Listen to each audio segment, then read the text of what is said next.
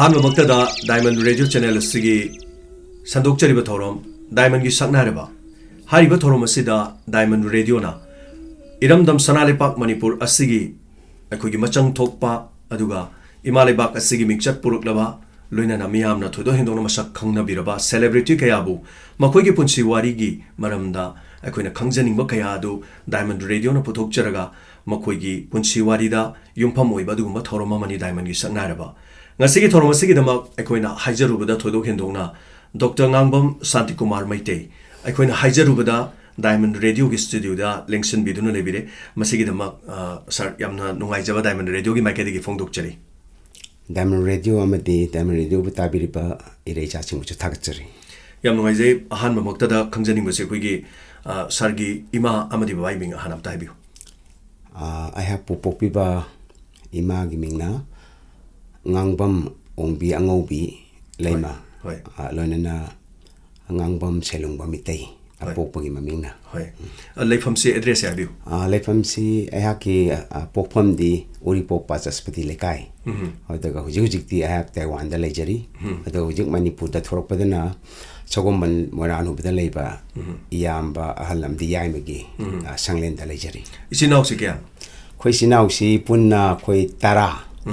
tara ji manungda aina khwadi ga tunba hoi ningol di kya yogi ningol ji akoi nupa ko pibada khoi tare adagi ningol da hum nupi ahum ada nupi amaga je amaga ni yamba ni magadi lekhre moina angang oringai da sum laira baki ko yengsin bangam da bai tar hoi adi chinau sing hojik atai di angang ori de lekhi da bisina tan atai di hojik loi hingbi ri bra loi lebi ri khoi yamba mari amaga iche ani magadi leidi moi loina yum pale moi macha masu sing saura hojik loina hoi adi ima baba se kari kari thabak to bige ima baba si iriti lekhidre ima na 1990 da aduga akoi pajina 2005 da lekhidre ima paji ga si moi laila suam ta tamakte mokoi gi punchi da aduga moi ji khoi gi maming ba we iba herta ba khoi mamang ai jum thaini ge halaman hai tare moi ji lomi oina lerpa low di le jada ba ko to lam ju le jada ba mi gi lam da mi gi labuk ta low urga hinga pani yam no aizare aduga hojik se khoi gi madam gi ming sem ta haibiu khoi Chinese na ma chi Chinese ningol ni Taiwan gi Chinese ningol ama gi Chinese ma ming na Chanan Tai aduga English ma ming na Nancy ado khoi mitei lon da yamna nungsina ma bu chaning lei ma na thol chaning lei ma yamna fajaba hai tare aduga angang sing gi maram dam dai bi angang se kya no puna angang ji akhoi gi ai gi icha mari ni ahan bajina icha nupi maming na cheche akoi mitelon da cheche kowe nagi mai makha de nupa ma mai mitelon da maming chena naw aduga chahi taru gap le ka akoi gi icha nupi mu fwe mai maming na bem bem adu makha da bung bung so nupi nupa chmaina mari matang hai tare adu makoi se amuk akoi Taiwan gi mafam du gi leifam du gi tongan maming ama sum lei bibra yes slay cheche gi na chan aning chan na jina koi family name adagi na naw gi na chan shao shi aduga bem bem gi na chan an xian adu bung bung gi na chan shi yeah ai gi na chan rong shan yam nungaije masigi mafam du de lerga su mafam du gi ming amu hai tare adu masigi kano sigi akoi gi Taiwan gi citizenship ama oidringai gi mamang hai tare akoi gi angang oringai gi schooling se kadai da to birake angang oringai hek kano da di ori pok to pok chara ka suka akoi gi ima paji koina Imphal da sagi lam julai tabnina moina sum punchi se hingna wa macha ching thak no rang fda sum chathokra la sum chathokra ga kangla tung bi haise sek mai gi mathang do adugi khungang du da leire adu da ayak cho du da chawpne adu da ira khoi gi government ki school ama alera mi matam du da ayuk ta pung anim khai homework tamaga adu matung chalen charga di adum ai je san chen ba mai chaw ma lelakne hoi aduga khoi gi education gi thak hai tare ko ojagi education gi thak se khoi gi ꯀꯗꯥꯏ ꯐꯥꯎꯕꯒꯤ ꯊꯥꯛꯇ ꯇꯝꯕꯤꯔꯛꯄꯒꯦ? ꯑꯩꯒꯤ ꯈ꯭ꯋꯥꯏꯗꯒꯤ ꯋꯥꯡꯕ ꯍꯥꯏꯔꯒꯗꯤ PhD ꯑꯩ Jawaharlal Nehru university new ꯗꯦꯜꯂꯤꯗ national test ꯂꯥꯏꯕꯛ ꯐꯅ ꯍꯥꯏꯇꯥꯔꯦꯀꯣ pass ꯇꯧꯔꯛꯄꯗꯒꯤ ꯃꯥꯁꯇꯔꯅꯦ adagi MPhil coursework 1 year ko ado PhD chahi mga punna chahi 9 che Jalani University da tore aduga koi angang ori ngi schooling matam swice da haitare koi gi imong manung se dum kitang waba gi mom so haibire ko adu nga sai gi mahi tambo khotpa gi sigi matang sida di khudong chada ba kari kari so mayuk na biba se dum yaw birak pra dum ning thung birak pra kamai to gi si he ho de loi bau si adum muar ga lai haitare karinta masdai da nungai bi yaw yaw tre da adum muar ga lai adubu aina tawda ya di loi da haina loi da ya di na torok panga tane kai lai la su tam se han ba horok pa khoi gi yamna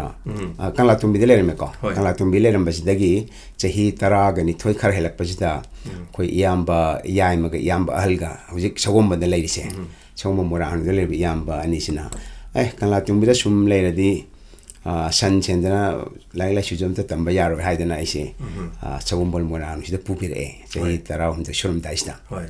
dagi yamba jina chen di later ni mo amana yamba hanjina ko telar oiba koi free to ba the yamba yai jina usuba adu ju megi da subne ba adu mo je sel je chukon khona da sel later ni na ai si khwai digi hongba school lama koi gi chongbol tera sapam nek te leba rural institute hai du tamla e hojikti loan kare hojikti thingyang gre school du chu adu gi matung da adu sa matam du da chu yang wai koi ji mo gi chu imung leba dagi imung da mi di yam ko adu thabak ti moi ani kak su tan ba sel je ko ada puri tu bai mi gi kha su bni da ni u su bai ju mi ma kha su bni ka chu yam pon te ba adu na akoi cha ba ta ku je nong ma ten ti no ngai na ko je chara ni su na ko cha ba se phang de ba puk than na ko yang wa na lai da adubu wana dum high school tam chi mo lotion gi adu matung da DM College Arts and Commerce da pre-university na pre-PU na dagi TDC na tame sahi mga tambas da kwai dagi wagi tangkak se koi gi ayak na English major torga BA TDC first year tor piswai je sidani kwai dagi wagi matam si matam du dani ayak na koi gi che baw lai ngam da ko adai koi gi like lebang amak English literature lobni ko like notebook kumba yam lebe da karo pa adu laina na bhon da lebang am da na ai si yamna nungai ta ba thokdo ama thokhi sum kaino ni wa ba hai tare ko ai si sum focus thong amak ta ba sum puning janghin na tam ba jing amak te wa sa gi lining ba lai su laing amak ta ba dagi library da ju phang da ba lai sing je library da phang da edum lawr pa ta da ba adu ju phang da ba dagi mingon dei wire sum pa ga sinu ngai te da sum hakki di wire ko adu koina sum yak tani na sum kari tau sike kamai tor sen khara tan jing sum khan bida khogi ai wakhal da Imphal da lerba district hospital do adu da chatle adu da chatlaga isagi e yon gen chapane ai pa chamri changam ti fangni e khara yola de hatan chapa ada moina e lo wasi di e test or gat tawi test of the low den ha fare yamba test of biran counter de lerba yamba da torge e si lower ga minute changa kun muk changba matam da aina swaida katin am da lepaga wakhal je sagal leba mayam che as alfa chamri changam phang ba doi di kolom laira ba ade muk laira ba ko matam de muk se khoi yam sinar me ba ade che ju khoi na boy ka tor ga khoi gi che ji laira ko A4 do yam sinar de ka ga de 4 la ga tor yam sin mai na de gi che lai ba de gi muk lai ba de gi kolom lai ba de gi ai gi lai lai su ko English literature to gi lai notes khara lai ba textbook khara lai ka to na ai si adagi ai kai da na har da khung go yu underwear am lai ba ka na underwear jong ko tang ne sele ba sa ngam da ba ani khung mo ja ji jo dum ho ba ko a khung mo ja am lai ba ka na sum manglan di mang na cha le dung hala ga khoi gi yam ba du na counter de le bi yam du na inok chang bi ro som da test bo loi re ai hara ro chang ya slo ne psa phang do re na adu ga di yam ba du na inok gi easy labor yaro idori hai yamba kari akai bi lere thudo pa kai bi lete juda inau ki easy AB positive oye AB positive si ai di khang gamam tam da ai hang ma da AB positive si yamna di fai mi khuding mate adum lo bu yai to ba to wi mi ngon da atop da pi ba ya de aduna inau ki easy khoina lo ga su loibi na ba chu ki lete asin na bam lete aduga amana kuina thamna ba moi ka facility do matam do lete ba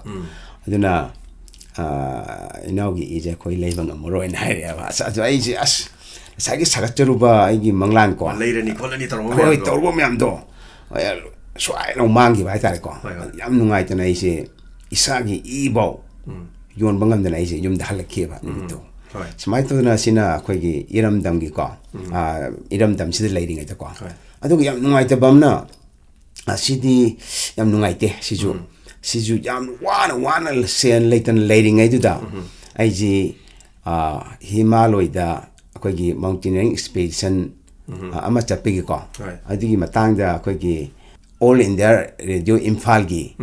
Imphal da khoi ji interview gi ko ne ba interview ka sa ching ka gi matang da to ba khoi na aina kano gi noticeable performance ka ko mi cham ya khemu lak da aina moi mi taruk khan ba do adu dai da ai se taruk khan ba da noticeable performance yaw ba adu dai da ai ji khalena adu matang da ina wari sa ba si dai da lupa nifu ka pire ba lupa nifu je moina ai gi bank account DM college da bank account tharak pani da adu tharak pu do aina lok thoga ai jin sagi smaina ai che chang khadi leige boy ka khara leige ga na torga aina halak pani ai gi aman be hero cycle du tonga adu mai da lap du da sagi na wai di bi tikenjes ki surok nakan du da sana polo ground do adu second hand gi yom ba mayam le mi da adu da koi mau na ha ma koi khongban ji da tasalaga ta ba na te mai do khong ham gen do bra khang de mai koi gyan wakal ji ta da na ko ma so di hon ba adu he na mai na he di ta ba de ma khongban gi na kan ji mai ngar ga amot pa do adu de pham ga le mani da adu ai na som de gi la ko ni ko koi DM college de ga chongom bal da chakena adu mai to ju da mayam je lepa sum yeng ba adu mana mana to mel sum chakki ba ko ade chom da chum chakki ba adu ai ju sum yeng ning ba ka de cha no na adu khama ga ai yeng ga na sa gi mau na ha ji khungban du da to ga leiram me wana adu mana set le dress ju yam na later later gi video si da chela me ko si da is da es ai mateng ya paminge ai di 좀 khara ju line jo line ju hor puni na ai di ma thado chap peching ngamdre aju de dira ina sum yeng pon da itom da di mateng pang ya pun da aju kana kana mateng pang ya so ni sum yeng kan da thamoi khara chanaru ba tare nupa pakhang ma le me da aina mangon da changin ba ma ja ngon changjal ba ma ju sa ngai ram jani da da es bai mai to si to ri anu ngai che ko ta hospital de pusan biam jana hai de ibanina rickshaw ma korga saki mo se resource da haptale ibanina mari kam gyan ta puntre matam jida mai to na la punte ko hai mafam ja satlang surok si la tho de district hospital dum lai ne ba no kanam to biram da ba ibanina to pusale akhoi khan bana mana sum nursing do no khong to kadain khan ba moi nupi ne ko adu di to da pakhang ko ani de pisalme si no ni si khong to on pisalme ba adu pisalma ga akhoi ju matamdura koi atopa kaimta khande ko khanja magi punchi dam kala lore ma dam naba phara lore khalaga ibani changdana sagi majeri show de thang de biraga sagi yam chawba koi steel gi phamung amada leiramme phamung dura koi hakot biraga ko magi nam thiba phirong ga loi hongdok pirang obuduna mai dorga phanang kuin ngai bi da pungkai mu hen bije kanam laktam ni ko ani ngar pungkai mu matung de laen sagi nurse ama laga hangare khoida samai noi gi si kanana hidak lai dori hidak ka pakhara hidak changani hani moina wari ni hidak ki pesa du wari ba khoina wari na mauna gi punsi ji wari ko da khoina ibani na ngamni ibani na lege ta khara tuna to bio haiba ala si hidak lai na moi pirambe legi ibani na nak na le ni ko ibani hidak si lai ga moi de pisale ꯂꯩꯔꯒ ꯄꯤꯕꯁꯦ ꯑꯩꯈꯣꯏ ꯁꯤꯗꯩꯗ ꯉꯥꯏꯔꯤꯅꯤꯀꯣ ꯂꯩꯁꯜꯂꯒ ꯑꯅꯥꯕꯁꯤꯒꯤ ꯃꯅꯥꯛꯇ ꯑꯗꯨ ꯍꯧꯖꯤꯛ ꯐꯥꯎꯗ ꯋꯥꯈꯜ ꯇꯥꯔꯛꯇ꯭ꯔꯤ ꯒ꯭ꯌꯥꯟ ꯇꯥꯔꯛꯇ꯭ꯔꯤ ꯅꯨꯄꯤꯁꯦ ꯑꯗꯒꯤ ꯄꯨꯡ ꯑꯃ ꯃꯇꯨꯡꯗ ꯂꯥꯛꯑꯦ ꯄꯨꯡ ꯑꯃ ꯃꯇꯨꯡꯗ ꯃꯣꯏꯁꯦ ꯂꯥꯛꯑꯒ ꯗꯥꯛꯇꯔ ꯑꯃꯒ ꯅꯔꯁ ꯑꯃꯒ ꯂꯥꯛꯑꯦ ꯑꯗꯨꯒ ꯃꯣꯏꯅ ꯍꯤꯗꯥꯛꯁꯤ ꯀꯥꯞꯄꯦ ꯑꯗꯩ ꯀꯥꯞꯄꯗꯨꯅ ꯃꯇꯝ ꯉꯥꯏꯕꯗꯨꯅ ꯑꯩꯈꯣꯏꯁꯦ ꯑꯌꯨꯛꯇꯩ ꯇꯧꯔꯛꯄꯗꯨꯅ ꯄꯨꯡ ꯅꯨꯡꯊꯤꯟꯒꯤ ꯄꯨꯡ 2:30 ꯑꯗꯨꯋꯥꯏꯃꯨꯛ ꯇꯥꯔꯝꯃꯅꯤ ꯑꯗ ꯉꯁꯥꯏ ꯅꯔꯁꯇꯨꯅ ꯊꯣꯔꯛꯑꯒ ꯅꯨꯄꯤꯗꯣ ꯂꯩꯈꯤꯗ꯭ꯔꯦꯅ ꯍꯥꯏꯔꯛꯑꯦꯕ ꯑꯁ ꯌꯥꯝ ꯅꯨꯡꯉꯥꯏꯇꯦꯕꯀꯣ khara war chuana soidina di ma inga kani hana kona aigi yaujaba lupa nifudo oi chakramne si jo ai ju ya wana ai ju laita lairam ni na ju nifu ga yam yam be ngonda di ai leje de ni kana ai lecture ni duga nupi ju sigre adagi sagi imana bu ju magi laining ba ke no ma la pu ju mana psa khara yam pa pura pu ju ma ju loi chakre ai ju loi chakre adai nupi ju later is my tan thau tu mo thoki bu ko ada aina si matang shim leisure sina akoi mi oya ko human being amoina ko mi oya mi amoina ko hoina koi si atopi awa be chokoi khara koi jagi chau ya bi phaisin da ai akoina karigumba moina doctor duga nurse duga karigumba sagi mauna ha si magi pijol du yeng de bi da ko mi amani hai bi minung si galoina na karigumba yeng bi ramagdi ma huji paule ram gi ba ya ba adu yumda magi macha sing du di pikliba macha sing choi da ngai ram gone ba si imana horen achapot ka then de chapol purakani cha de ni kan hara rong ngai ram goni ade mai ma puroi be de jo ai gi loina bi de soi da lakhini ai tong gone ba nukti sum to ba do aina ade ai khalle ba matam du da asa khoina ba chok ya no thamu shok sin de moina mama du adagi magi ni pidu laikhidre ta ma to kamai khalam gani kham ta ko ko na dinga sagi imung manung haitare ne laikhida basi moi mi ga laktana adagi kanam lakti adum thengna gi ta sar hoina mateng pangi khotki ga habi wari ga khangi thengna gi dra adugi du kam thengna da adugi mahta khoi je police na khoi je pura ga keno do chale mokta khoi gi thawai yaudra bak changi pura ga ko mokta chale adi mokta thama duga police ki jeep ta tuang watch maina mok lom chak bi da koi le ka gi le shap shin u gi ba shamai to no sa le ka di santa ko santa do son da moi police na phar pu gre na yum da tam le me ima de wakal wa le me ba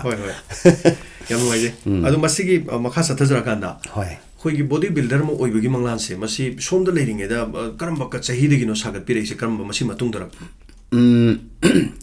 body building gi na koi masamu pa gi koi gi lam ji da changkhib je aseng bagi di 1989 gi twai da changkhib ne ado ahan bada masigi engonda potential khara leiba ko body building tau bagi masida mai pak bagi keno chibudi koi gi iyamba mayang phal de gi kapui sana chawpa na amak na koina yoga tawni da high school de yoga tawni da mana aina yoga show ta kan mana uram me hakchang ugi ko ada manipur du aina yoga taw da chahi je hum chahi number 1 ta game ne state level da ada yamba sina ai gi hakchang du khang bani na man haram bani da shanti nang body building taw nang na sa jam na chumme figure jam chumme loina proportional oi hain hairame matam du de koina chum yoga tawni na body building taw gi pa ma du thu pa lekhi da ko yenge ka harga sum tawgida ba ado mamai thang ama yam nungai ta na ma ji CRP ga naharong ga kamna da ma ji nungmai pandana scooter tuang lak da ma ji nungmai pan si gi ko iyam se ka puisana job se mana ingon da han ba hairam bane mana han ba ingon ai gi haksang da potential ko building oi ba ya bagi pibam je mana u ki bane aduga adui matung da ina building ta seng na sana ba rok pa de khoi gi khanam le te gi talabungo baunam talabungo magi makana khoi moi gi gym da mai mayum di gym ka magi gym da ko sum chana hor da mana khoi gi san na ma leidina ko chagombal apun ba loop habra adugi sports to do option da ade mana thu haina haina to di mana haibe de khoi na kanna practice tor ga han ba thok ji de khoi na ujame pak ko ujame pak na sindana all Manipur sub junior bodybuilding championship pang thokne 1989 zaina DM college da khoi gi BA lo chilak pe matang sta sa ma tana han bi thokki bne aduda ai si bodybuilding da pani project ka chu khangam de ada noma ojame pa ko da khoi ji sana roi sing ya khoi punna chala he check to ba han be check to bisira free lo to yenga chi 하는 그냥 바로 나하오링 못한다.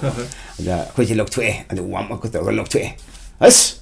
한덕기 플라이웨이트 챔피언십 숑달래나. 간 아이건데 하이기도. 아주 하이저 아이건데 아무나 더걸 비바 했다고. 아무나 이 그래 할때 본인 와클 더걸 비바. 통나 비바 했다. 내가디 다 더룩뭉시 아이 딱딱 괜찮아요 봐. 뭐잖아 에스마 하는 아주 아이 넘버 1. 아주 넘버 1 다 돼야 되는 칼라가. 근데 막 깐나 사나가 다 더룩시 하는 거 짜도 사는 거죠. 좀더 살이 본대요. 짜나제. 짜나도 keji leira a주 띵가 사리네 봐. 아그 아주 프로틴 네 봐. 그래 이제 강기 스테로이드 카파 드럭 잡아 이 강포 되고 프로틴 파우더 보고 강을 봐. 마이토는 짠도로 다 더룩시 사나가 톡 보면다 거의 하나 자히 아니 어홈 자나바 강부도. 오이도 마이티 그래 이제 넘버 1 다 톡으로 봐. 아 되게 뭐 넘버 1 다 하시듯이나 아이시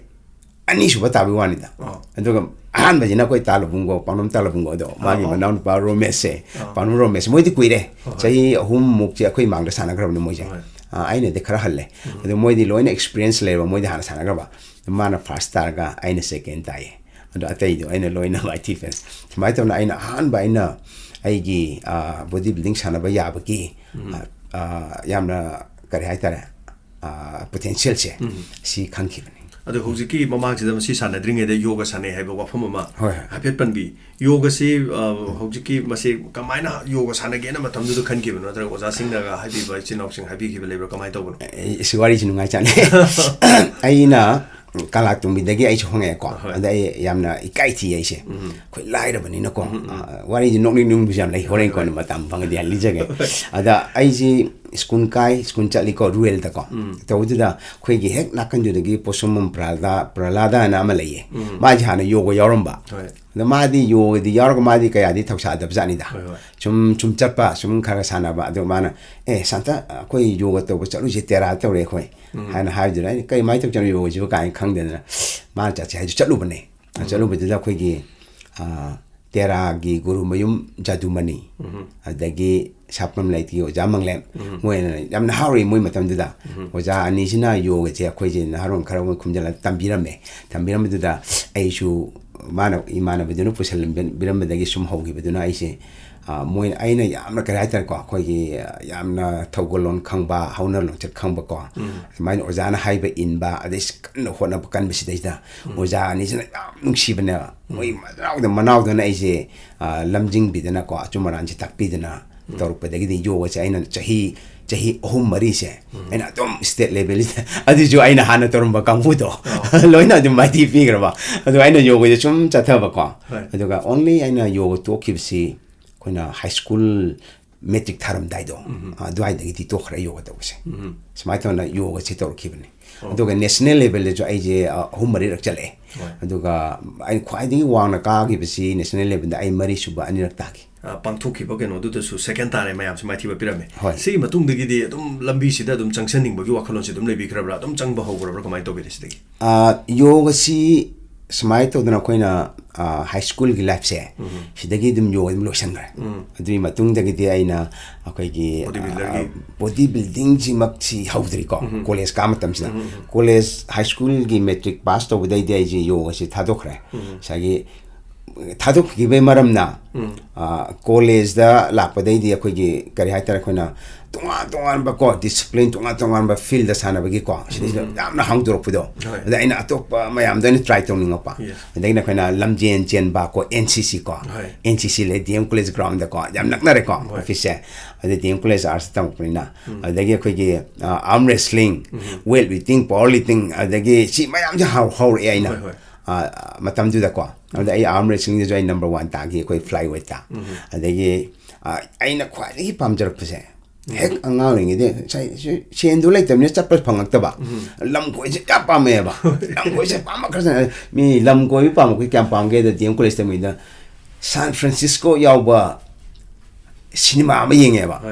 cinema अदु नुंगाइबे येंगमना तबको San Francisco येंगनिंगदनाबा आइजे cinema अदु मरि मंगार हंजलने येंगेबा कोइ लमफेन the लेबे cinema hall तो हौजिकति थिंगरे को अदुमाइ तौना आइसे लमचपसे याम पामजबा अदा आइना लमचपसे कमाइ तौना फंगेना सुम खन मतमसिदा कोइ एनसीसी यावरदि सुमाइ सुमाइ फंग सुमाइ गन मयामना हाइना फुदा एनसीसी यावे यावबदगिदि कोइ एनसीसी के कैम्प चपसे इंडिया च फना कोयबा अदगी एनसीसी यावे अदगा आइना ꯑꯩꯈꯣꯏꯒꯤ ꯁꯤꯅꯤꯌꯔ ꯑꯣꯐꯤꯁꯥꯔ ꯍꯥꯏꯌꯦ ꯑꯩꯈꯣꯏꯅ ꯑꯦꯟ ꯁꯤꯗ ꯈ꯭ꯋꯥꯏ ꯆꯥꯎꯕꯁꯦ ꯑꯗꯨꯐꯥꯎ ꯀꯥꯏ ꯑꯗꯨ ꯀꯥꯔꯒ ꯑꯩꯈꯣꯏꯅ 20 ꯖꯅꯋꯥꯔꯤ ꯔꯤꯄꯕ꯭ꯂꯤꯛ ꯗꯦꯗ ꯑꯩꯈꯣꯏꯅ ꯃꯥꯔꯆ ꯄꯥꯁ ꯆꯠꯄꯗꯣ ꯑꯗꯨꯁꯨ ꯑꯩꯅ ꯀꯦꯞꯇꯦꯟ ꯑꯣꯏꯔ ꯆꯠꯈꯤꯕ ꯑꯗꯣ ꯑꯩꯅ ꯈ꯭ꯋꯥꯏ ꯅꯦꯝꯃꯦꯀꯣ ꯈ꯭ꯋꯥꯏ ꯅꯦꯝꯃꯦ ꯑꯩꯅ ꯃꯥꯡꯗ ꯑꯩꯅ ꯁꯦꯝꯕꯁꯦ ꯁꯨꯃꯥꯏꯅ ꯁꯦꯝꯃꯦꯕ ꯂꯦꯚꯦꯜꯁꯦ ꯑꯋꯥꯡꯕꯒꯤ ꯈ꯭ꯋꯥꯏ ꯋꯥꯡꯕꯗꯨ ꯃꯅꯤꯡꯗꯀꯣ ꯑꯗꯩ ꯈ꯭ꯋꯥꯏ ꯅꯦꯝꯕꯗꯨꯅ ꯑꯩꯒ ꯇꯪꯅꯅ ꯁꯨꯃꯥꯏꯅ ꯂꯦꯞꯄ ꯆꯠꯈꯤꯑꯕ ꯑꯗꯒꯤ ꯑꯗꯨꯃꯥꯏꯅ ꯇꯧꯅ ꯁꯤꯃ ꯌꯥꯎꯔꯛꯑꯦ ꯑꯦꯟ ꯁꯤ ꯁꯤ ꯀꯣ ꯑꯗꯒꯤ ꯑꯩꯅ ꯑꯇꯣꯞꯄꯁꯤꯅ ꯑꯩꯈꯣꯏꯒꯤ 1989 ꯑꯩꯈꯣꯏꯒꯤ ꯗꯤ ꯑꯦꯝ ꯀꯣꯂꯦꯖ ꯇꯝꯕ ꯂꯣꯏꯔꯝꯗꯥꯏꯁꯦ ꯑꯩꯈꯣꯏꯒꯤ TDC ꯇꯝꯕ ꯂꯣꯏꯔꯝꯗꯥꯏ ꯁꯤꯗꯩꯁꯤꯗ ꯕꯣꯗꯤ ꯕꯤꯜꯗꯤꯡ ꯁꯨꯃꯥꯏꯅ ꯑꯩ ꯃꯃꯥꯡ ꯄꯟꯖꯈꯤꯕꯗꯣ ꯑꯩꯈꯣꯏ ꯄꯥꯎꯅꯝ ꯂꯕꯨꯡꯒꯣ ꯇꯥꯂꯕꯨꯡꯒꯣ ꯀꯣ ꯑꯗꯩ ꯑꯣꯖꯥ ꯃꯩꯄꯥꯛ ꯃꯣꯏꯅ ꯁꯨꯃꯥꯏꯅ ꯇꯧꯅ ꯃꯣꯏꯁꯤ ꯌꯥꯝ ꯄꯨꯜꯂꯝꯃꯤ ꯃꯇꯝꯗꯨꯗ ꯑꯗꯨꯃꯥꯏꯅ ꯇꯧꯅ ꯁꯤꯒꯤꯁꯤꯗ ꯊꯣꯛꯑꯣꯅ ꯇꯧꯕꯗꯒꯤꯗꯤ ꯁꯨꯃꯥꯏꯅ ꯇꯧꯅ ꯑꯩꯅ ꯊꯣꯛꯈꯤꯕ ꯍꯥꯏꯇꯥꯔꯦ ꯑꯗꯨꯗꯒꯤꯗꯤ ꯑꯗꯨꯝ ꯑꯩ ꯁꯥꯟꯅꯕꯁꯦ ꯑꯗꯨꯝ ꯍꯧꯈ꯭ರೆ ꯑꯗꯨ ꯂꯥꯏꯕꯛ ꯌꯥꯝꯅ ꯐꯕ ꯍꯥꯏꯒꯗ꯭ꯔꯥ ꯊꯤꯕ ꯍꯥꯏꯒꯗ꯭ꯔꯥ ꯑꯩꯈꯣꯏꯒꯤ ꯑꯣꯖꯥ ꯃꯩꯄꯥꯛꯁꯦ ꯃꯇꯝꯗꯨꯗ ꯑꯩꯈꯣꯏꯒꯤ ꯑꯝꯕꯥ ꯑꯣꯜ ꯃꯅꯤꯄꯨꯔ ꯕꯣꯗꯤ ꯕꯤꯜꯗꯤꯡ ꯑꯦꯁꯣꯁꯤꯌꯦꯁꯟꯁꯦ ꯁꯤꯒꯤ ꯃꯅꯨꯡꯗ ꯂꯩꯔꯝꯗꯦꯅ ꯑꯗꯨꯗ ꯊꯣꯛꯎꯕ ꯀꯥꯡꯕꯨꯗꯣ ꯑꯩꯈꯣꯏꯁꯦ ꯆꯍꯤ 2 ꯊꯣꯛꯄ ꯊꯤꯡꯈ꯭ꯔꯦꯕ ꯇꯥꯟꯊꯣꯛꯑꯦ ꯑꯩꯈꯣꯏꯁꯦ ꯂꯣꯏꯅꯀꯣ ꯑꯗ ꯑꯩꯗꯤ ꯂꯥꯏꯕꯛ ꯐꯕꯅꯤꯅ ꯍꯦꯛ ꯇꯥꯟꯊꯣꯛꯄꯗꯨꯒ ꯑꯩꯗꯤ ꯑꯗꯨꯝ ꯗꯤꯜꯂꯤꯗ ꯑꯗꯨꯝ ꯆꯠꯈ꯭ꯔꯦꯕ ꯉꯁꯥꯏꯒꯤ ꯅꯦꯁꯅꯦꯜ JNUꯒꯤ ꯅꯦꯁꯅꯦल ꯇꯦꯁ ꯇꯧꯕꯗꯨꯗ ꯂꯥꯏꯕꯛ ꯐꯗꯅ ꯌꯥꯎꯔꯛꯄꯗꯒꯤ ꯑꯩꯗꯤ ꯗꯤꯜꯂꯤꯗ ꯑꯗꯨꯝ ꯆꯠꯈ꯭ꯔꯦ ꯗꯤꯜꯂꯤꯗ ꯇꯝꯅ ꯑꯩꯗꯤ ꯑꯗꯨꯝ ꯃꯤꯁꯇꯔ ꯗꯦꯜꯂꯤ 3रक ꯂꯧꯈ꯭ꯔꯦ ꯗꯤꯜꯂꯤ ꯁꯤꯔꯤꯅꯀꯣ ꯑꯗꯒꯤꯗꯤ ꯅꯣꯔꯗꯔꯟ ꯏꯟꯗꯤꯌꯥ 3ꯂꯛ ꯑꯗꯩ ओवरऑलꯗ अमुरक सुमाय तौना आइजे JNU तम से लौख्रे मतमदुदने आइना अखोइगे सि अमुक पो पीगी पोन्तेको स्कॉलरशिप से पीबा स्पोर्ट्स की ममांग कना पीगी पोन्ते आइने ngoingonde पीगबा आई थोकिबदे दम थोखरे दचो कनाम लेतबा हाइदि JNU दि लाइला सुतम बंगातेन यामना सागी मिस्टर दिल्ली 3रक ताबा अदगी ओवरऑल कनो Northern India, Mr. Northern India da 3 lawgiba adagi overall mu lawgibsida kugi Jawaharlal University na ma di khara special oi khara unique oi adna aise chahi ani muki scholarship speak ye scholarship speak je yam pote da tham dul pa chani adu aina pulap lokthokpa yaba adu aina pulap lokthokpa yaba da akoigi yamba hana aingonda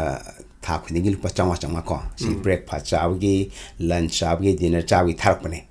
अदगी सिदैसिदा मु Ming जामबगी जगि लो यावरे खोइ दान थारपजे खोइ त तोना अदमाइ तोना आइना scholarship फिसा खरा फंगबिदा पुन्ना फंगबिदा इदा आइना ततोन आई अदुम ngamna phone jarge ai tatona paisa tarak to ai ngamna phone jage tarak ta su ara ne na maram di mana matam du da mana lupa lising changa ka tulo phangbudo salary phangbudo da aina changa lok thoki bai di ma ju imung manung le ni do aina yam na mangon da ai papi do khalle nungai jade ba mana bu dikam hai de ko mana dum tarak ne do ju ai ngon da nungai jade ba hai tar ko ma ju paisa du yam pote ba adagi tamai tona haido khibdagi ni aina mu JNU da kan wa ba hol khibje changa no haido khibdo ho changa ba phanga pu adu chu kona ba yamna lik na sinna ka kona bne ko mai tona chu wa je hore adagi ni yumda koina PhD tamba ko MPhil tamba hor paise sida di koina aigi yamba hum chu sina gari thoba hor pai matang da mana chingda koi je khas lenche मोइजी खर योन बनिदा other माना पैसा cell खर थोरपै मतंग माना मचे खर लहोबा अजुगी दु माना मचे अमा योन थोगा चाही अमदी आइसे सगुर पिरेब को JNU तमचे असा अदुई मतुंग दि लोरा आई वाबसे सागी चाही मंगा वाली को PhD तम चाही मंगा वाली चाही मंगा से आइना इतोमता sign तबक तोबसी International Indira Gandhi International Airport sida ko aije ahing da pura pung 9 je thabak toba aduga school da university da halaga pung amagumba tumaga hawgatlaga irja thoga de breakfast athoga amu class yawri neba adagi sima khaktana tain thabak torise machi yam toina tawise adu yam nungai ba na JNU da tambani na moina thajabi ba khoida respect to bi ko ikai khumna bi ba aduna sugumba thabak hela de khoi jenu phangam me ba atopa mahiro sing de ko atopa institute ke adagi amana aina chagi body building da champion go oibani na gym da oja oibise trainer on to bise phangye bam tam da aduda yam luri ba mana mapu sing yuna khoi da part time ji to honing de nga ta sinjok sin ji to nungai ti moida moina permanent oina full time on job tabak sit to hai ba aja khoi dis mai roi ni na mai tam ni na lai tam ni na khoi lai ju lai tam lak ni adu maina part time to ga tabak gym da to ga lak sel tam du na te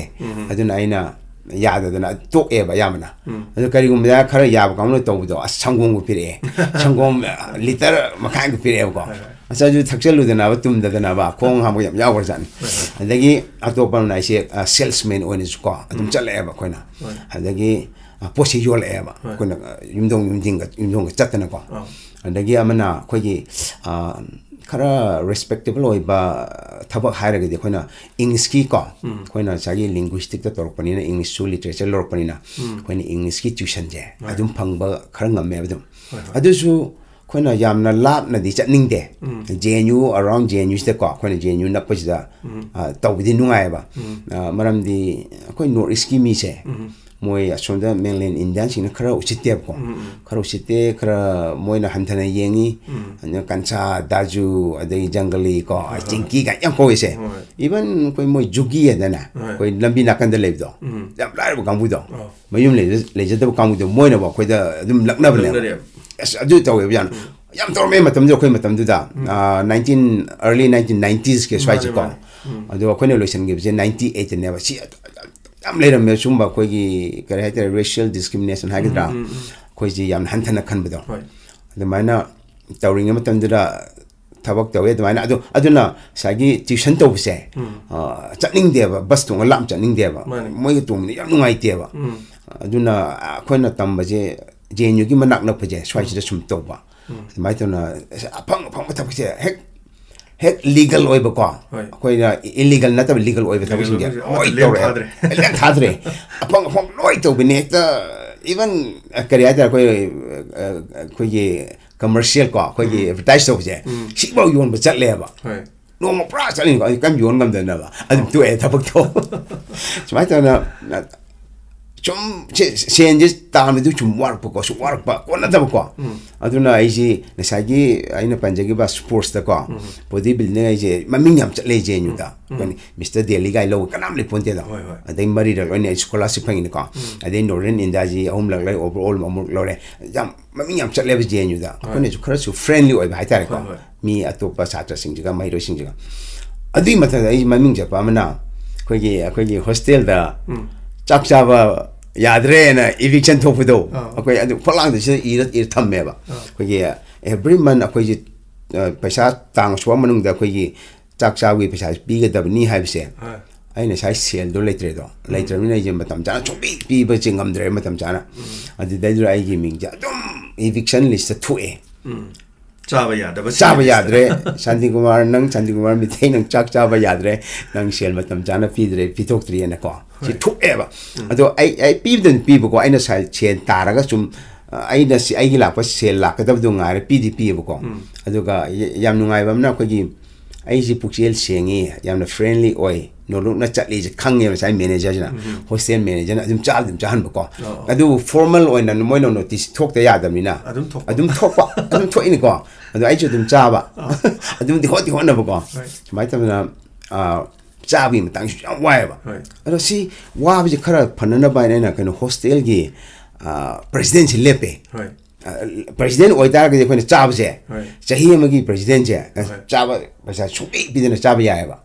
and aina lepi jena chab si yana lep ne ko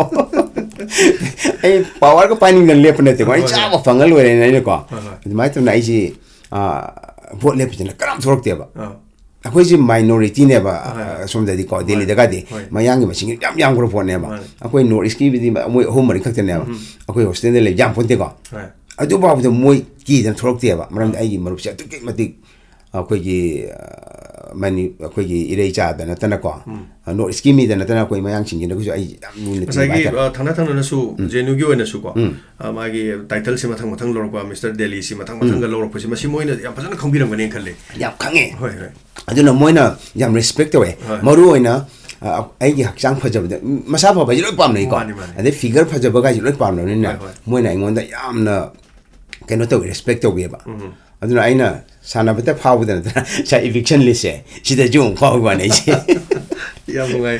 ꯇꯣꯉꯥꯟꯅ ꯃꯁꯤꯒꯨꯝꯕ struggle ꯃꯌꯥꯝ ꯊꯦꯡꯅꯔꯛꯇꯅ ꯍꯥꯏꯇꯥꯔꯦ ꯑꯗꯣ ꯃꯁꯤꯒꯤ ꯃꯈꯥꯁꯦ ꯑꯃꯨꯛ ꯇꯥꯖꯅꯤꯡꯉꯦ ꯉꯁꯥꯏꯒꯤ ꯁ꯭ꯇꯦꯞꯁꯦ ꯃꯊꯪ ꯆꯪꯁꯜꯂꯛꯄ ꯃꯅꯥ ꯃꯌꯥꯝ ꯐꯪꯗ꯭ꯔꯤꯉꯩꯒꯤ ꯍꯥꯏꯇꯥꯔꯦ ꯁꯤꯒꯤ ꯍꯧꯖꯤꯛꯀꯤ ꯖꯦꯅꯨꯒꯤ ꯃꯇꯥꯡ ꯃꯁꯤ ꯃꯈꯥꯗ ꯀꯔꯤ ꯑꯃ ꯑꯣꯏꯔꯛꯏ ꯖꯦꯅꯨꯒꯤꯁꯦ ꯂꯣꯏꯗ꯭ꯔꯤ ꯍꯥꯏꯇꯥꯔꯦ ꯖꯦꯅꯨꯒꯤꯅꯦ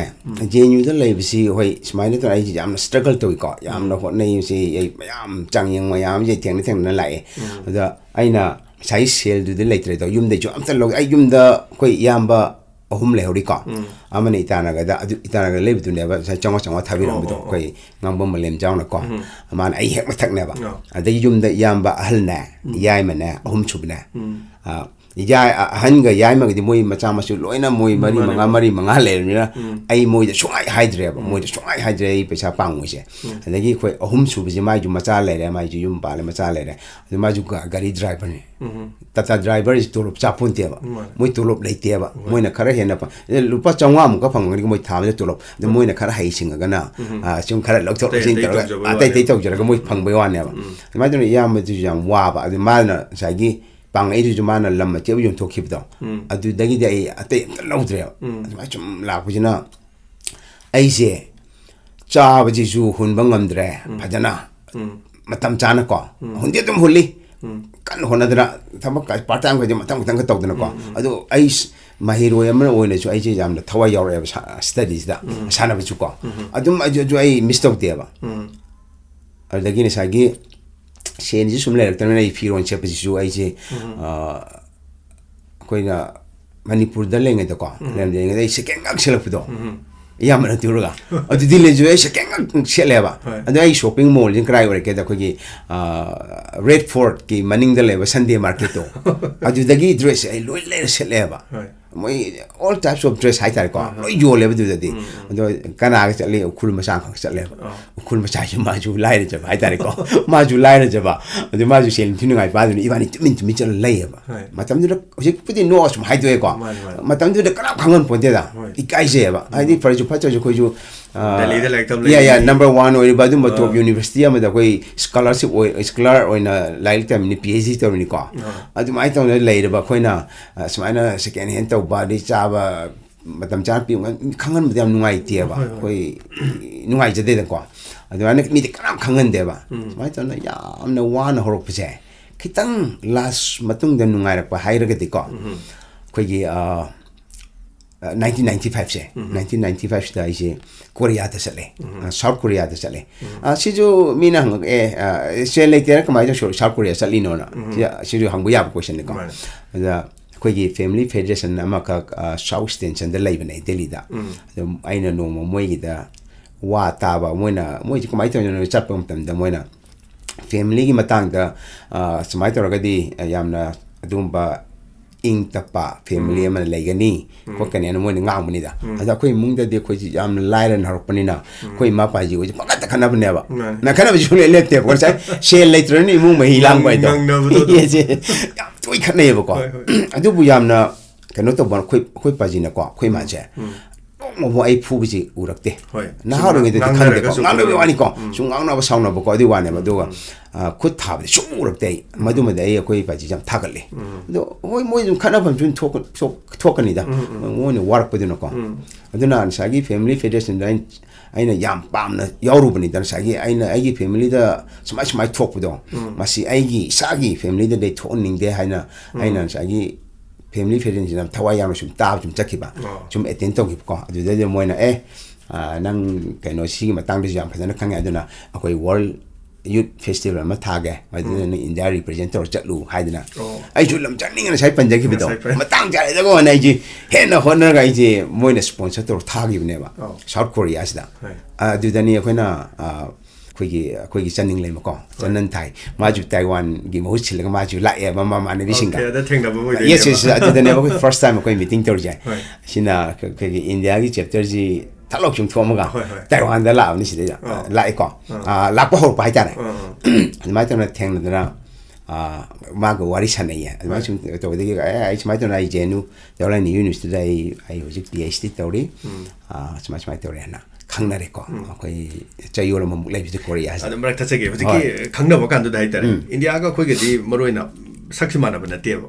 देन नॉर्थ ईस्ट ने सुमासु खंगम बै मतम दुददि को मैडम सुगो देन इंडिया की रिप्रेजेंट तौर लापजे देन सक से अखोई के दिन नक्सनबनी न मंगोल ग्रुप नि ना हंगपो हंगलेत्रा आइदि इंडिया नि हाबजे थाजदब नत्रगा खंगे कं खंगमदे थाजु थाजदे मरमदि अखोई सकसे पूरा खेनबने अखोई टोटली अखोई जे को अखोई वांगांग बदसु लोल दजु खेने को ali सकसे पूरा खेनरे मोइन खलिना इंडिया आइसदि मी मुबा वांगबा ममित लाउबा को सिने मोइ खलिजे अखोई दना नातोन नंबा अदगी कुजुगा जे खरि येलो चंगबा चुम जे मा सुंदा थाजदबा अदो मानने सुम जे मा येंग येंग दिए अदो मानने लाइरबु छु कछु खनलुदे को आइसे लाइरि जे हाइदो लोइना सागी कोरिया से सोल सिटी से कोई जे हफ्ता मुंग ले मिने को यू फेस्टिवल यावरे दे खंगनरे दे वारी सानरे हने आइना मोइ निपि दि चंग लाक प याय बको अखोइ चंगु या बने बा अखोइ मोइ कok थोक बको अदु मोइ दे चंगु या बा मा चंग आइ जे कok थोय बा कok थोक मा पान द फम दे वारी सुम छाबा बानी सुम खंगना चाना तोरे अदगी दि नोमा माना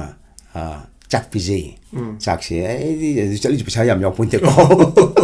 ꯃꯤꯅ ꯁ꯭ꯄꯣꯟꯁꯔ ꯇꯧꯕꯤꯕꯅꯦꯕ ꯑꯗꯨ ꯈꯣꯡꯎꯞꯇꯨꯁꯨ ꯑꯩ ꯃꯈꯥꯁꯦ ꯁꯣꯟ ꯈꯣꯡꯎꯞꯅꯦ ꯍꯥꯏ ꯋꯥꯅꯤ ꯃꯈꯥꯁꯦ ꯍꯣꯔꯤꯅꯦꯀꯣ ꯑꯩ ꯆꯦ ꯌꯧꯔꯒ ꯆꯦꯁꯤ ꯃꯦꯜꯂꯒ ꯇꯣꯡꯉꯤꯕꯅꯦꯕ ꯑꯗꯨꯅ ꯃꯊꯛꯇꯗꯤ ꯀꯥ ꯐꯖꯅ ꯊꯥꯖꯟꯕ ꯂꯪꯇ꯭ꯔꯤꯛ ꯂꯪꯅ ꯑꯗꯨꯃꯥꯏꯅ ꯇꯧꯔ ꯆꯠꯈꯤꯕꯅꯦꯕ ꯑꯗꯨꯁꯨ ꯑꯗꯨ ꯃꯥꯅ ꯁꯨꯝ ꯈꯪꯅꯕꯁꯤꯗ ꯑꯩꯅ ꯌꯥꯝꯅ ꯊꯃꯣꯏ ꯁꯦꯡꯅꯀꯣ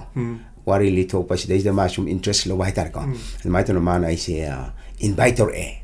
ꯇꯥꯏꯋꯥꯟꯗ ꯀꯣꯏꯔꯛꯑꯣ ꯑꯩꯈꯣꯏ ꯏꯃꯥꯈꯣꯏꯗ ꯕꯕꯥꯈꯣꯏꯗ introduce ꯇꯧꯒꯦ ꯑꯩꯈꯣꯏ ꯏꯅꯥꯎꯗ introduce ꯇꯧꯒꯦꯅ ꯑꯗꯣ ꯑꯩꯁꯨ ꯂꯝ ꯆꯠꯅꯤꯡꯕ ꯃꯤꯅꯤꯗꯣ ꯑꯁ ꯃꯤꯅ ꯍꯥꯏꯔꯤꯉꯩꯗꯤ ꯆꯠꯂꯧꯒꯦ ꯁꯤꯅꯤꯗ ꯑꯗꯣ ꯂꯨꯔꯤꯕꯅ ꯑꯩ ꯄꯩꯁꯥ ꯂꯩꯇꯕ ꯇꯥꯏꯋꯥꯟꯗ ꯆꯠꯄꯒꯤ ꯄꯩꯁꯥꯁꯤ ꯂꯩꯇꯕꯗꯨꯗ ꯑꯩꯈꯣꯏꯒꯤ ꯀꯣꯔꯤꯌꯥꯒꯤ ꯏꯃꯥꯟꯅꯕ ꯑꯃ ꯂꯩꯌꯦ ꯃꯥꯁꯤꯁꯨ ꯐꯦꯃꯤꯂꯤ ꯐꯦꯗꯔꯦꯁꯟꯒꯤ ꯃꯦꯝꯕꯔ ꯑꯃ ꯑꯣꯏꯕ ꯑꯗꯣ ꯃꯥꯅ Santi, nang cakit selalu, ay pesa pigi. Han, Korea macam ada yang untuk pesa pigi. Macam calo mal juga kerja pam malik kan. Aduh, mai tu dah uji Korea, ma cakre ko, ma cakre ko mana isi invite tu re. Dari mana cakre ko ina Korea ada macam kerja nomor ini kan lewe. Lewe macam tu Korea macam ada yang untuk saya nang isi nang sini tahu hai tahu ga mana tiket kapirin ko. Korea macam tiket kapir tiket je. Taiwan tu peje. Adagi Semacam mana mateng pangai ada lagi Phuket mana ni orang nak paisa jupit ya ba Korea macam mana macam Taiwan dah ini arma lapu je 1995 dah 95 telah ada mana aje airport low lapu ni yang wawang tengah ni betul betul Ujikta kau jam sana hang bigi betul saksi moina India ni thaja dah itu thaja dia moina airport dah moina aje kau ini thaja lah sama ba moi kali na India macam mana tu macam China mainland China di lambo orang punya spy lambo saya kan sukan betul. Sakta di yang betul di Indian mandre dah. Ada pasal di India kaya tu ba. Macam itu dia mula taja tu betul. Ada koi na ini far sama ba. Ada jadi mama itu dah aina koi ki canning lagi kena tu phone tu pire macam tu mama ai kanap ni macam ai fiong sini. Hai dia nak koi na hana plane tu orang ni tu. Koi na hai nak kerana kau. Ada Moina phone to we chaning le meda chaning de phone to wari sha kan da chaning le na ma ke no ne India da gini ma India da gini Jawaharlal University ma hu PhD to ni akoi Korea da unna bani akoi ma ji ai gi fiong sini haja le ba ma ma hai de di muthadur ai je as aduna de koi phan tham me ba achine kwai ham da koi na India ki saktam mama chen da bche si ju pra ke no ne ba khuna chatok chachin to de ko chuda thaja de ba thaja da de na ko awa bi dum tai ba Semacam na, aisi lai, Taiwan dah pasal tu iman Korea tu na pide na. Andagi numit teraga marini lai aisi, Taiwan dah, Taiwan dah. Jadi moi di mama ada interest away, moi bapa ada interest away, menang pada interest away, menang pada lau lah pun ni macam ga moi ni. Jadi kita nungai tu bam na ko, aina moi mama gam pa chung una matam dah moi mama na aisi. Pam tu betul. Pam dari India macam ni ada India sih lari balik pang ni cara hiluran. Cara ni interest kalau selalu isu masih dia macam panjang kau diluar. Cara hiluran ni yang wajib betul. Ada pakar kim macam tu. Ay kerana nungai kita kau. Itu objektif kau. Imagine apa sah cok cok dan apa. Si ay ian ufani kaya tu na ay karkas eh. Tidak nak kata. Iya tidak ni mama ni bising dah. Bising jam cok cok je ba. Ay na sagi world title kau apa apa. Hoi. Ada lagi English professor kau ada na. Angang mari kalau ada yang nungai na sum. Haidi pentok ni ngai pam pibam de lebse hana mana khalu pon te ba cara he ni kai pakar pedo macam ni mai tu na sum le pada gidi sum chamaina Taiwan da lagi bagi chapter man lai ꯑꯗꯨ ꯍꯧꯖꯤꯛꯀꯤ ꯇꯥꯏꯋꯥꯟꯗ ꯆꯠꯈꯤꯕꯁꯤꯗꯒꯤ ꯑꯃꯨꯛ ꯏꯟꯗꯤꯌꯥꯗ ꯍꯜꯂꯛꯈꯤꯕ꯭ꯔꯥ ꯀꯃꯥꯏꯅ ꯇꯧꯋꯦ Taiwan ꯔꯤꯂꯦꯁꯟꯁꯤ ꯂꯩꯈꯤꯕꯒꯤ ꯃꯑꯣꯡꯁꯦ ꯑꯗꯨꯗꯩ ꯇꯥꯏꯋꯥꯟꯗ ꯍꯣꯏꯅꯦ ꯇꯥꯏꯋꯥꯟꯗ ꯆꯠꯈꯤꯕꯗꯤ ꯂꯣꯏꯗ꯭ꯔꯤꯀꯣ ꯇꯥꯏꯋꯥꯟꯗ ꯆꯠꯈ꯭ꯔꯦ ꯍꯜꯂꯛꯑꯦ ꯑꯩꯁꯦ ꯇꯥꯏꯋꯥꯟꯗ ꯅꯨꯃꯤꯠ 14 ꯂꯩꯔꯒꯀꯣ ꯍꯜꯂꯛꯑꯦ ꯍꯜꯂꯛꯑꯝꯗꯥꯏꯁꯤꯗ ꯃꯥꯁꯦ ꯆꯥꯅꯟꯗꯥꯏꯁꯦ ꯃꯥꯁꯤ ꯌꯥꯝꯅ ꯖꯦꯅꯔꯁ ꯑꯣꯏꯌꯦ ꯃꯥꯁꯤ ꯊꯃꯣꯏꯁꯨ ꯌꯥꯝ ꯆꯥꯎꯋꯦꯕꯀꯣ ꯑꯩꯁꯨ ꯌꯥꯔꯤꯈꯩꯗꯤ ꯃꯉꯣꯟꯗ ꯂꯣꯏ ꯍꯥꯏꯗꯣꯛꯑꯒꯦꯅ ꯑꯩꯁꯨ ꯂꯣꯏ ꯍꯥꯏꯗꯣꯛꯑꯦꯕ ꯑꯩ ꯁꯨꯃꯥꯏꯅ ꯑꯩꯈꯣꯏ ꯌꯨꯝꯁꯦ ꯌꯥꯝ ꯂꯥꯏꯔꯩ ꯑꯩꯈꯣꯏ ꯏꯆꯤꯟ ꯏꯅꯥꯎ ꯁꯨꯕꯅꯤ ꯁꯨꯃꯥꯏꯅ ꯇꯧꯕꯅꯤ ꯁꯨꯃꯥꯏꯅ ꯂꯩꯇ꯭ꯔꯦ ꯁꯤ ꯂꯩ ꯑꯗꯒꯤ ꯑꯩ ꯁꯨꯃꯥꯏꯅ ꯇꯧꯅ ꯑꯩ ꯇꯝꯃꯤꯁꯨ ꯑꯩ ꯏꯇꯣꯝꯇ ꯑꯩ ꯀꯣ ꯄꯥꯔꯠ ꯇꯥꯏꯝ ꯇꯧꯔꯒ ꯊꯕꯛ ꯇꯧꯈ꯭ꯔꯦ ꯃꯥꯁꯨ ꯃꯥꯏ ꯊꯃꯣꯏꯗ ꯁꯣꯛꯄ ꯍꯥꯏꯇꯥꯔꯦꯀꯣ ꯃꯥꯅ ꯑꯩꯅ ꯂꯣꯏ ꯁꯦꯡꯅ ꯍꯥꯏꯗꯣꯛꯇꯨ ꯃꯥꯅ ꯍꯔꯥꯎꯋꯦꯕ ꯑꯗꯣ ꯃꯥꯅ ꯑꯍꯥꯟꯕꯗ ꯃꯥꯅ ꯀꯣꯟꯅ ꯍꯥꯏꯔꯛꯄꯅꯤꯀꯣ ꯃꯥꯅ ꯑꯩꯉꯣꯟꯗ ꯑꯍꯥꯟꯕꯗ ꯌꯦꯡꯕ ꯃꯥꯅ ꯑꯩꯉꯣꯟꯗ ꯏꯟꯇꯔꯦꯁ ꯂꯩꯈꯤꯕꯁꯦ ꯀꯃꯥꯏꯅ ꯇꯧꯒꯦꯗ ꯑꯩꯅ ꯁꯨꯃꯥꯏꯅ ꯈꯨꯠꯁꯦ ꯁꯨꯃꯥꯏꯅ ꯌꯥꯟꯊꯕ ꯃꯇꯝꯗ ꯑꯩꯈꯣꯏ ꯁꯤ ꯁꯤꯡꯂꯤ ꯊꯣꯛꯏꯁꯦ ꯁꯤꯗ ꯌꯦꯡꯉꯦꯕ ꯃꯥꯅ ꯁꯨꯃꯥꯏꯅ ꯍꯥꯏꯈꯤꯕꯅꯤꯀꯣ ꯑꯩ ꯀꯣꯟꯅ ꯃꯥꯅ ꯍꯥꯏꯔꯀꯥꯟ ꯈꯪꯉꯛꯄ ꯀꯥꯟꯗ ꯃꯥꯅ ꯌꯦꯡꯉꯦ ꯁꯨꯃꯥꯏꯅ ꯑꯩꯅ ꯁꯨꯃꯥꯏꯅ ꯅꯪꯒꯤ ꯈꯨꯠꯇ ꯌꯦꯡꯕ ꯃꯇꯝꯗ ꯅꯪꯒꯤ ꯈꯨꯠꯇꯣ ꯔꯞ ꯑꯣꯏ ꯁꯤꯡꯂꯤ ꯊꯣꯛꯏ ꯑꯗꯨꯗ ꯑꯩ ꯈꯪꯈꯤ ꯅꯪ ꯁꯣꯏꯅ ꯊꯕꯛ ꯍꯥꯔꯠ ꯋꯥꯔꯛ ꯇꯧꯕ ꯑꯗꯨꯒꯨꯝꯕ ꯌꯥꯝꯅ ꯊꯕꯛ ꯀꯟꯕ ꯅꯨꯄꯥ ꯑꯃꯅꯤ ꯍꯥꯏꯅ ꯈꯟꯒꯦꯅ ꯍꯥꯏꯔꯛꯑꯦꯕ ꯑꯗꯨꯗꯤ ꯑꯁ ꯑꯩ ꯆꯔꯥꯐꯥꯎꯗꯤ ꯍꯦꯜꯂꯔꯣꯏꯅ ꯃꯥꯅ ꯑꯩꯉꯣꯟꯗ ꯂꯩꯔꯒꯗꯤ ꯁꯨꯃꯥꯏꯅ ꯇꯧꯅꯤꯀꯣ ꯀꯣꯟꯅ ꯍꯥꯏꯗꯣꯔꯛꯄꯅꯦ ꯑꯩ ꯀꯩꯝ ꯈꯪꯗꯦꯀꯣ ꯑꯗꯨꯅ ꯑꯩ ꯑꯗꯨꯃꯥꯏꯅ ꯇꯧꯅ ꯍꯥꯏꯗꯣꯛꯑꯦ ꯃꯉꯣꯟꯗ ꯑꯗꯨ ꯃꯥꯅ ꯑꯗꯨ ꯈꯪꯈ꯭ꯔꯦ ꯑꯗꯨꯒꯤ ꯃꯇꯨꯡ ꯑꯩꯅ ꯌꯨꯝꯗ ꯍꯜꯂꯛꯄꯁꯤꯗ ꯑꯩꯈꯣꯏꯒꯤ ꯃꯥꯅꯅꯦ $100 ꯂꯨꯄꯥ 100 ꯄꯤꯔꯛꯑꯦꯕ ꯑꯩꯉꯣꯟꯗ ꯃꯇꯝꯗꯨꯗꯗꯤ $100 100 ꯀꯥꯏꯁꯦ ꯑꯩ ꯁꯨꯡꯎ ꯎꯄꯣꯟꯇꯦꯀꯣ ꯑꯩ ꯄꯨꯟꯁꯤꯗ ꯑꯩ ꯎꯈꯤꯗ꯭ꯔꯦꯕ ꯃꯥꯅ 100 ꯄꯤꯔꯛꯄꯁꯦ ꯑꯁ ꯍꯔꯥꯎꯗꯅ ꯗꯤꯜꯂꯤꯗ ꯂꯥꯛꯑꯒ ꯑꯩꯅ ꯏꯃꯥꯟꯅꯕꯁꯤꯡꯁꯨ ꯋꯥ ꯉꯥꯡꯕꯁꯦ ꯑꯩꯁ ꯊꯥ 4-5 ꯉꯥꯡꯉꯤꯕꯅꯦ ꯃꯣꯏ ꯑꯗꯨꯒꯤ ꯋꯥꯔꯤꯗ ꯁꯥ ꯂꯩꯔꯕꯀꯣ ꯑꯗꯨꯃꯥꯏꯅ ꯇꯧꯅ ꯂꯥꯁ ꯌꯔ 1.5 yearsꯒꯨꯝꯕꯁꯦ ꯁꯨꯃꯥꯏꯅ ꯆꯍꯤ ꯑꯃꯒꯅꯦ ꯃꯈꯥꯏꯃꯨꯛꯇꯤꯅꯦ ꯑꯩꯒꯤ ꯄꯨꯟꯁꯤꯗꯣ ꯌꯥꯝꯅ ꯐꯒꯠꯂꯦ ꯍꯥꯟꯅꯒꯤ ꯋꯥꯈꯤꯕ ꯃꯌꯥꯝꯗꯣ ꯑꯗꯨꯃꯥꯏꯅꯗꯤ ꯋꯥꯗ꯭ꯔꯦ ꯉꯁꯥꯏꯒꯤ ꯑꯁꯤꯒꯤ ꯃꯇꯥꯡꯗ ꯉꯁꯥꯏ ꯍꯣꯁꯇꯦꯜꯒꯤ ꯇꯧꯕꯩꯗꯣ ꯑꯗꯨꯗ ꯂꯥꯛꯄꯗꯕꯀꯣ ꯍꯣꯁꯇꯦꯜꯒꯤ ꯑꯩ ꯄ꯭ꯔꯦꯁꯤꯗꯦꯟ ꯑꯣꯏꯔꯦꯀꯣ ꯑꯗꯩ ꯆꯥꯛꯁꯤ ꯐ꯭ꯔꯤ ꯑꯣꯏꯅ ꯆꯥꯔꯦꯕ ꯑꯩꯁꯦ ꯁꯤꯗ ꯏꯕꯤꯛꯁꯟ ꯂꯤꯁ ꯇꯧꯕꯗꯣ ꯊꯣꯛꯇ꯭ꯔꯦ ꯑꯗꯨ ꯅꯨꯡꯉꯥꯏꯔꯦꯕꯀꯣ ꯑꯗꯨꯃꯥꯏꯅ ꯇꯧꯅ ꯊꯥ 3-4 ꯆꯥꯔꯦꯅꯦ ꯆꯥꯔꯒꯅꯦ ꯑꯗꯨꯁꯨꯅꯦ ꯅꯣꯡꯃ ꯃꯣꯏꯒꯤ ꯃꯍꯩꯔꯣꯏ ꯑꯃꯒ ꯍꯣꯁꯇꯦꯜꯒꯤ ꯃꯦꯁ ꯃꯦꯅꯦꯖꯔꯗꯣ ꯑꯗꯨꯒ ꯈꯠꯅꯕꯅꯦꯕ ꯆꯤꯟꯖꯥꯛꯀꯤ ꯃꯇꯥꯡꯗ ꯑꯗꯨꯅ ꯑꯩꯁꯦ ꯈꯥꯝꯍꯧꯗ꯭ꯔꯕ ꯄ꯭ꯔꯦꯁꯤꯗꯦꯟ ꯑꯃ ꯑꯣꯏꯅ ꯑꯩꯅ ꯈꯥꯝꯍꯧꯗ꯭ꯔꯦꯕꯀꯣ ꯑꯗꯨꯗꯩꯗ ꯑꯩꯅ ꯀꯔꯤꯝ ꯈꯥꯝꯗꯦꯅ ꯃꯣꯏ ꯃꯌꯥꯡꯁꯤꯡꯗꯣ ꯍꯥꯟꯅꯗꯒꯤ ꯆꯥꯛꯇꯅ ꯂꯩꯕꯗꯣ ꯃꯣꯏꯅ ꯕꯣꯠ ꯀꯥꯕꯗꯤ ꯉꯝꯃꯣꯏꯗꯕ ꯀꯥꯗꯤ ꯀꯥꯅꯤꯡꯕꯀꯣ ꯐꯝꯗꯨ ꯄꯥꯏꯅꯤꯡꯕ ꯃꯣꯏ ꯑꯗꯨꯃꯥꯏꯅ ꯆꯥꯛꯇꯅ ꯂꯩꯕ ꯀꯥꯡꯕꯨꯗꯣ ꯃꯣꯏꯅ ꯑꯩꯁꯦ ꯐꯝ ꯂꯧꯊꯣꯛꯑꯦ ꯑꯩꯒꯤ ꯄ꯭ꯔꯦꯁꯤꯗꯦꯟꯁꯤ ꯐꯝ ꯂꯧꯊꯣꯛꯑꯦ ꯑꯩ ꯆꯥꯛ ꯆꯥꯕꯗ ꯇꯣꯛꯑꯦꯕ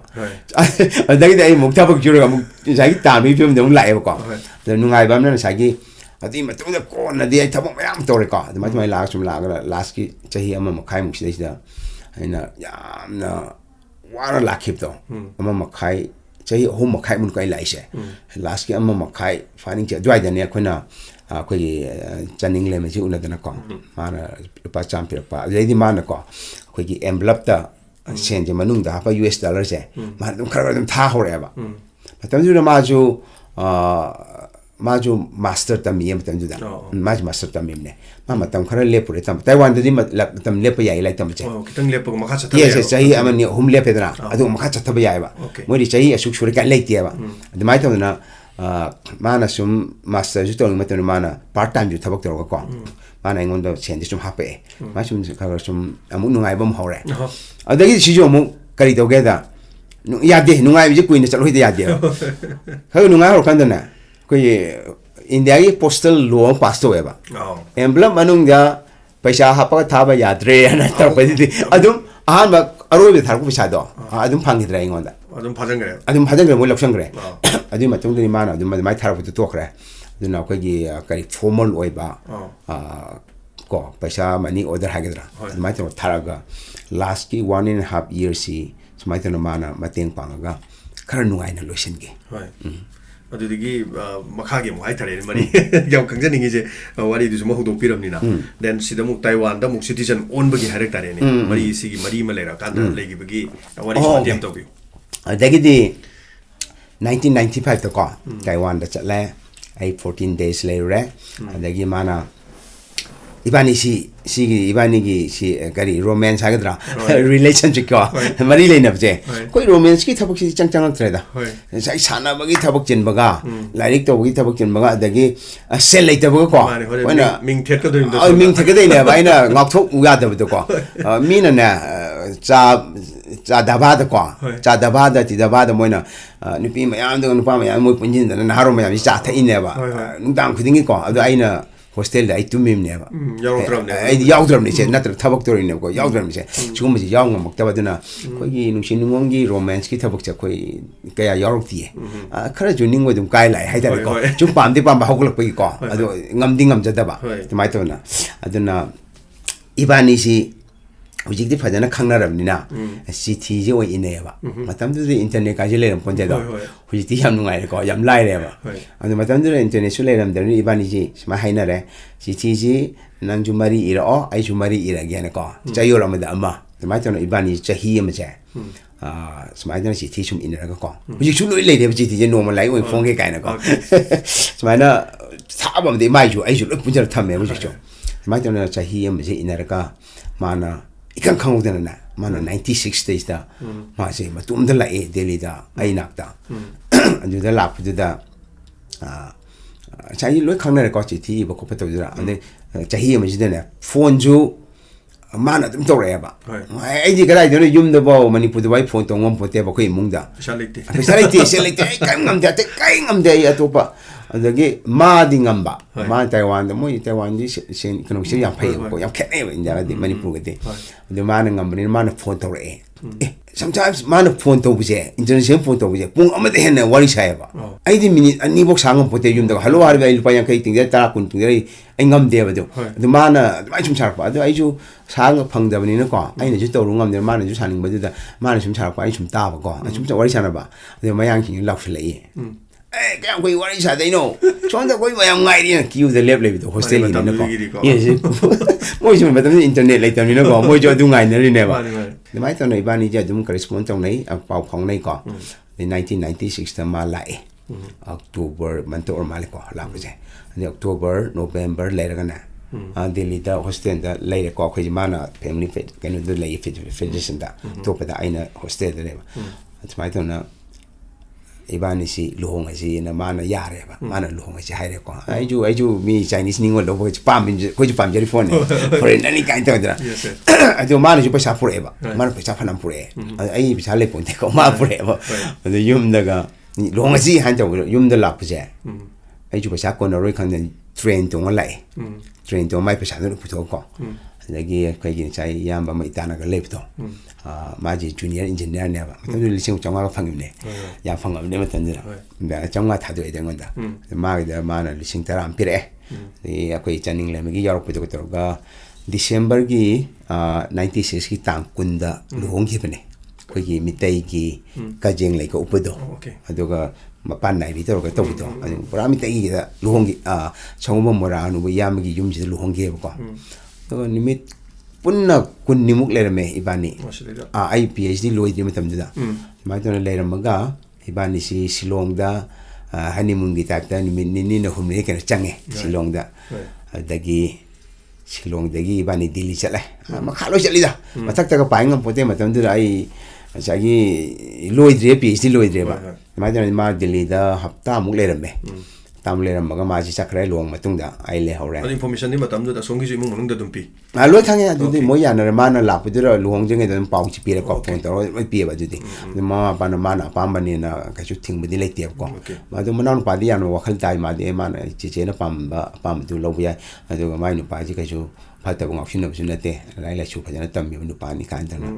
ma na xin di ya mo khan ta ni ya ma mo ju kan nei na ba za ni da nei na za ni da ma ma du ya wa za ni da ma sa ni pi du ama ka puk che ma cha ni pi du nu si ba ni na ko shoi gidra chara he lu dra ni pakat pa India ai ji mi na kan ma chara he bi ne uri je India ha ne gi akoi bikari ma yam le ba ko chak ni ma yam le ba ne chara he bi ne mo uri je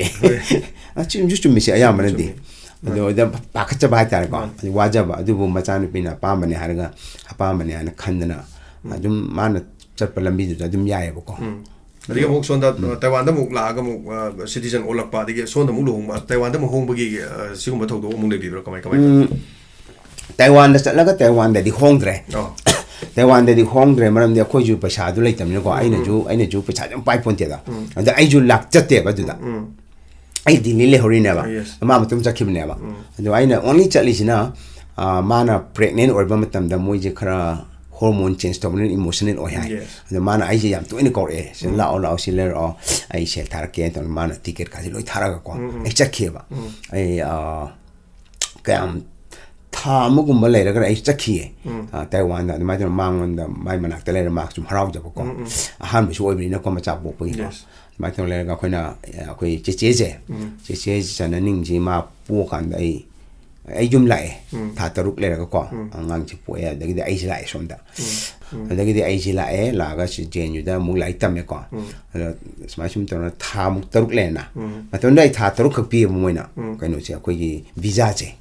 lu hong ba gi ni na ko tha taruk na ta di only 15 days pi ne ma tam du da lu hong bai ni hai bai ne lu hong bai ni hai bai tha taruk pi wa ne ko and visiting visa da sa pa only 15 days ka ta ne ba 15 days ai ko le ji 14 days lai gi to ina han mai to na mai to na mana ko bide dai tha taruk le ga aina tha taruk ju mana ma teng yang pang e kha chagi je nyu de chagi computer se lai bani na ko library da lai ba adu ga ko gi mai ro sing ne ko ne ji laptop ko pioneer ji pioneer de ma tam du da de ne ka ji lai pon te ko adu na chagi ai gi phd to ji ko gi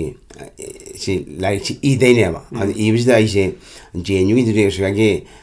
ko gi permission de lo de ne computer paina ba ko adu jum pung ama kai matam pi de ne ba pung ama da ina sani khubi ma tak tak tak nam du di kam chat te ba adu na sagi aina Taiwan da lebe se Taiwan da 6 month ko India 6 month Taiwan da na 6 month leibam tam ji ko gi chaning lem na ko ai gi lai sing ji loina aina I ba sing ji moina mana type to bi ba madi makut mayam se loi pu ba ye adu ai gi na khut song tang to ni na ko chat ba adu mana loi nambi ba adagi India da lai matam jana ina data sing di collect to ko kono Delhi University da chalaga adagi khoina aina khomba ya ba che chang sing je khomba da mai to na smaina tha taruk chom da ko re tha taruk chom da lai ba data khongat pa chom da India lai kan da na dai Taiwan da lai kan da ina higher amount da tap to hon ko ko mai to na ai gi PhD lo shen gi bisu aseng ba gi mana lo tap to bi ki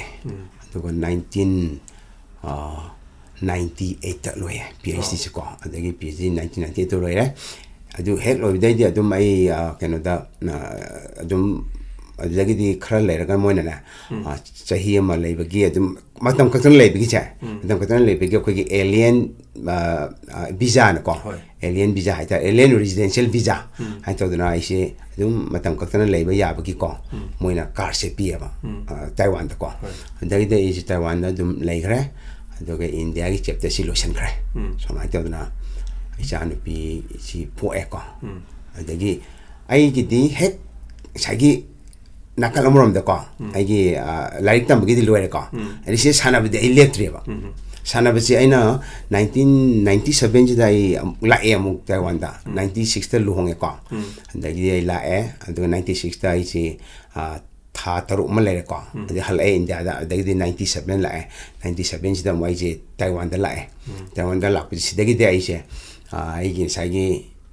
lai la shu pa ba ko pi ji loir ba ni na ai sana bai matam jam phange aduna Taiwan da ko na khudak da gym thirim ni ko ai je pam jai ba sana je aduna sa gi PhD lo shalom da ai tabuk kin bi du sana da ba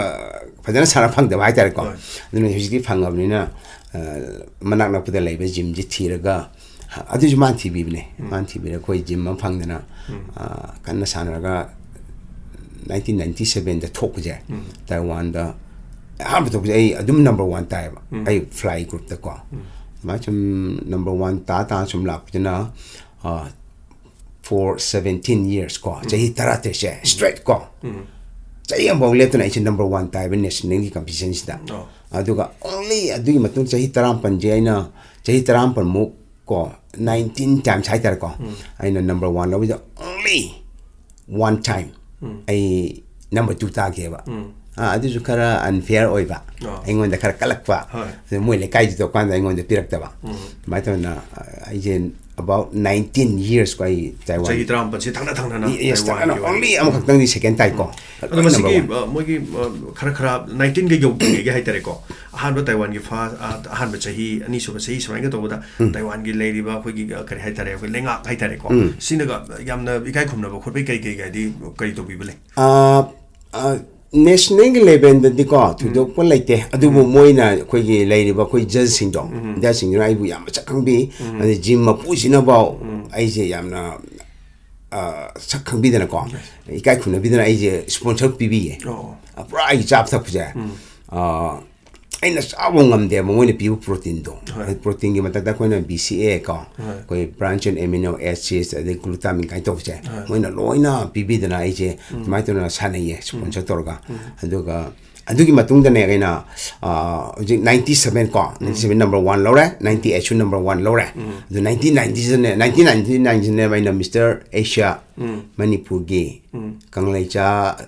Manipuri sing manung da ko kanglai cha sing manung da kwali aham number 1 Asia lo bche I have no given adu da ne ko pokna pham khabar da ko ge ko da sar san thiam na e bedu da phom du rai ji mitai nong sha aina to bi ne da mai na hore adu gi title ne adu da gi kwai sin kwai di chawba ko gi kai khum na bi ba pb ba hai tar ko asima phangjakhi adu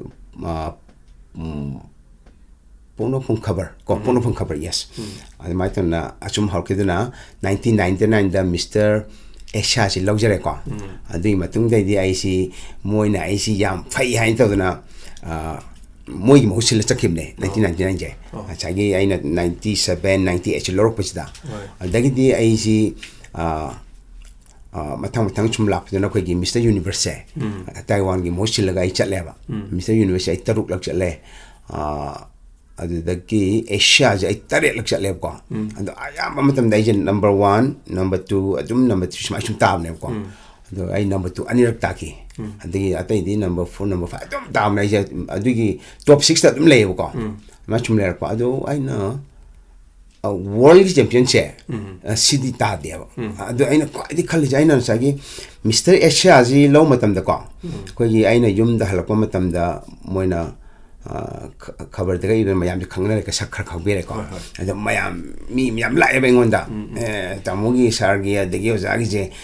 yamung je tamugi smai to na kamai to rino ko ye lai lai shu chu diem college to diem ko ju kai bes ni ani pu da dia doga je ju number 1 ni social study si system me aduga yan ju lai ju hore adagi angang teramung angang terasu ni ko adagi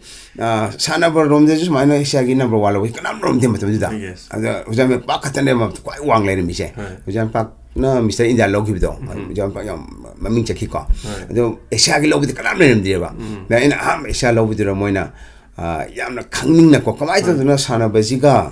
lai lai shu to ji ga adu ju chamna sum like tam na ta ba chamna sum sana ba na ta ba makok to sum lak bido da moina yam khangning ko gi sagi maramda autobiography ko si kara iyo ko lo kana mayam ju harap do adu dagi ne ba ina i ba ho gipse my journey ado lomi mi machana ko gi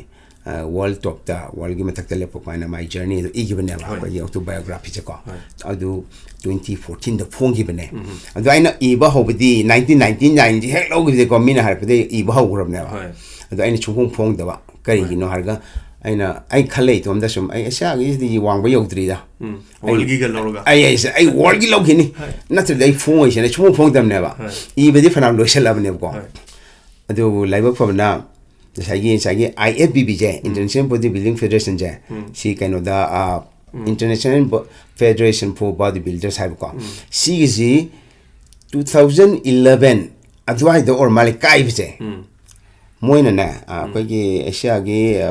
kano president che bodybuilding president chi maji Paul Schwazi moina kano to gi ba disqualify to gi ba ko gi asia gi vice president moji kara drug ki matang dra kano na kara adu da or male smai to na Paul Schwana sagi Asian gi leaders kharaga ko koi Middle East ki pesa pai ba moi kharaga pullaga world champion federation hang to kem na buje koi bobi go ni thoi je from the IB general le hojina country sing ayam ne European oi ba ni Paul Swagi sate la ayam ne Asian oi ba ko na ta kamai tor ke da la koi la yam thi bana le ba federation ani se moi si moi na le pak si ko country mam ji khomjan na chu honor ku da steroid sum test tor ge di drug service test tor gi country ma mang du re ba adu mai mang ni to da gi ko mo na doping test to ki ba adu gi doping test to ba chom na su ꯇꯣꯛꯈ꯭ꯔꯦꯀꯣ IFBBꯗ ꯑꯅꯤꯁꯨ ꯄꯣꯜꯁꯋꯥꯒꯤ ꯁꯥꯏꯖꯇꯗꯤ ꯇꯧꯗꯦꯕ ꯃꯣꯏ test ꯇꯧꯗꯦꯕꯀꯣ ꯑꯗꯨꯅ ꯁꯨꯃꯥꯏꯅ ꯇꯧꯕꯁꯦ ꯑꯩꯗꯤ natural ꯑꯣꯏꯅ ꯁꯨꯝ ꯍꯧꯔꯛꯄꯅꯤꯅꯀꯣ ꯑꯅꯤꯁꯤ ꯁꯣꯝꯗꯁꯨ ꯌꯥꯎꯅꯤꯡꯗ꯭ꯔꯦ ꯁꯣꯝꯗꯁꯨ ꯌꯥꯎꯅꯤꯡꯗ꯭ꯔꯦ ꯑꯗꯨꯗꯒꯤꯅꯦ ꯑꯩꯅ INBA PNBA ꯂꯧꯔꯤꯁꯦ